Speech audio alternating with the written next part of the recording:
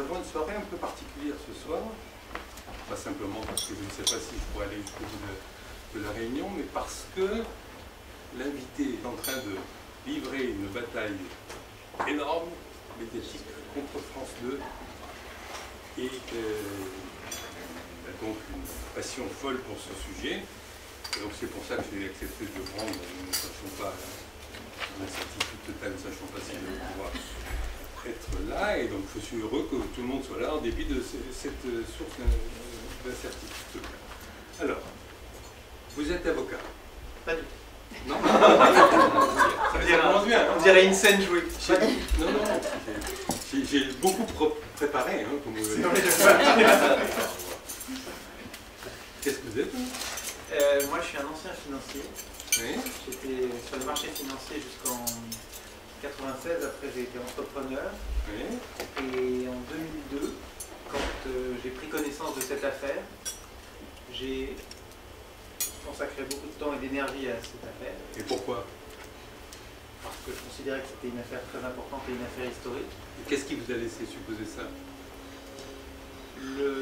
L'impact de cette image et le fait que cette image allait devenir pour moi une image historique, ce qu'elle est devenue par la suite. Non, mais vous ne justifiez pas l'avant par l'après.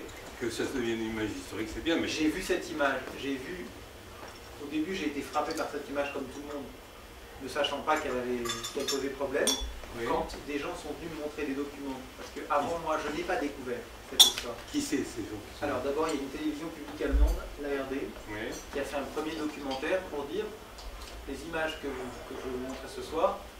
En fin de compte, la télévision française a accusé les Israéliens d'avoir tué cet enfant. En fin de compte, les balles venaient du côté palestinien. J'ai été choqué quand j'ai vu ça. Mais pourquoi ils sont venus vous le dire à vous? Non, ils sont pas venus à vous, ils ont fait un documentaire. Ah, ils ont fait un documentaire. Un documentaire. Et quelqu'un me l'a montré en avril 2002. Quand j'ai vu ce documentaire, j'ai été très intéressé. Ça me paraissait évident. Donc je suis allé voir les France 2. J'ai eu un peu de temps, un peu d'amis là-bas. Je suis allé les voir. Et ils m'ont envoyé promener. Non. Bon. Et ensuite, j'ai vu d'autres recherches de chercheurs américains et de chercheurs israéliens. Et aussi d'un auteur français qui s'appelle Gérard Hubert, qui disait en fin de compte, non seulement les balles ne sont pas israéliennes, mais non plus palestiniennes, c'est une pure et simple mise en scène. C'est-à-dire que ce sont des acteurs.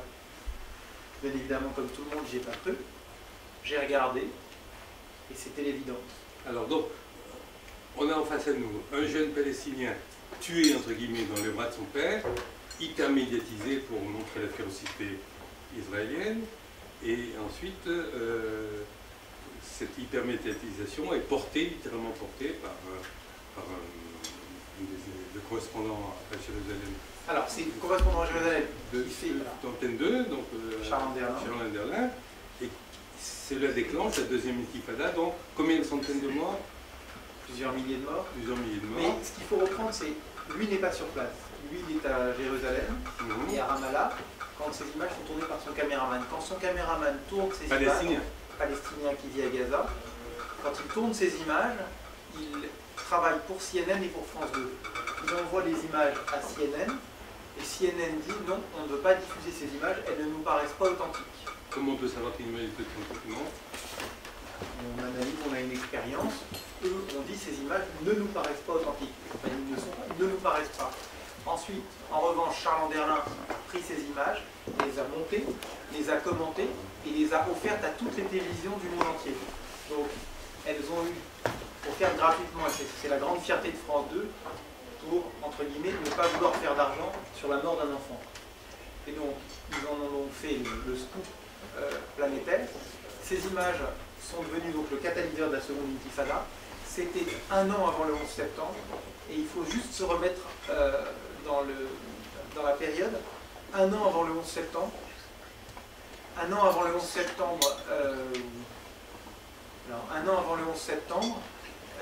au moment où ça se passe, le monde musulman ne s'est pas embrasé comme il s'est embrasé par la suite. Et donc Ben Laden utilise ces images, et vous le verrez un petit peu plus tard, pour inciter à la haine contre Israël et contre l'Occident dans l'année qui précède le 11 septembre. Ensuite, vous avez tous les pays arabes qui émettent des timbres à l'effigie de cet enfant, qui font des rues, qui font des monuments, et ça devient un poster. Vous allez à Téhéran, je vous montre. Voilà. Et donc vous allez voir que dans le monde entier, cette image a pris une importance considérable.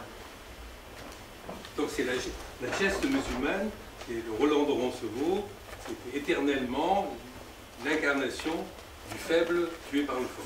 Voilà, et c'est surtout l'image la plus destructrice pour l'État d'Israël qui n'ait jamais été créée. Les gens qui se sont concentrés sur Israël là-dessus ont peut-être fait une erreur, et moi aussi, parce qu'en fin de compte, ce dont on s'est aperçu, c'est surtout aussi l'image de l'Occident, parce que Israël, c'est l'Occident vu à travers des yeux du monde musulman, qui tue un enfant sans défense. Et donc c'est un crime. Ce sont comme les accusations de crimes rituels qu'on a eu au Moyen-Âge contre les Juifs. Vous savez, les Juifs égorgeaient les enfants pour prendre leur sang pour en faire du pain azime. Et bien on retrouve ce type avec une accusation de crime d'enfant. Alors, vous verrez tout à l'heure, l'idée c'est que les Israéliens se sont acharnés sur le père et l'enfant pendant 45 minutes avec des armes de guerre et qu'ils ont tiré à une distance de 80 mètres. S'il y a une seule personne dans cette salle qui a déjà touché une arme, vous savez qu'une cible de cette taille-là, c'est-à-dire quasiment la taille de l'écran, même la moitié de l'écran, à 80 mètres, vous demandez à n'importe quel tireur, il vous dit une balle, 2 balles, ça suffit. Les 45 minutes de tir sans discontinuer de plusieurs tireurs d'élite sur le père et l'enfant pour le tuer, ça ne marche pas. À la fin de l'histoire... Ça ne marche pas, je veux dire, ça n'existe pas. Ça ne fonctionne pas en termes de logique. À la fin de l'histoire, on vous dit que le père et l'enfant ont à eux deux reçu 15 balles. Et en fin de compte, c'est là où c'est très fort, et là où on s'aperçoit d'une chose. On vous dit, vous savez, oh, l'image c'est plus fort que tout. Mais non, parce qu'un cerveau normalement constitué, regardez ici, 15 balles, regardez-les tous, 15 balles, il n'y a pas une goutte de sang. En fin de compte, quand on regarde la télévision, on croit qu'on regarde la télévision, alors qu'en fait on écoute ce qu'on nous dit. On nous dit que l'enfant et le père a été blessé et l'enfant a été tué, et donc on croit voir ces choses-là.